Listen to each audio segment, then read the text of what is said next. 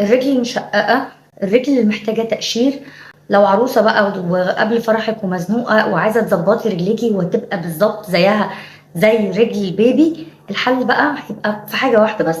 الماسك ده انا كنت عملت لكم ريل عنه قبل كده ووريتكم وانا بشيل بيه طبقه كامله من الجلد ده، اسمه بيبي فوت. ده من انيلاب ودي ماركه كوريه. ده شكله، ده شكله من جوه بيبقى جاي زي شراب كده.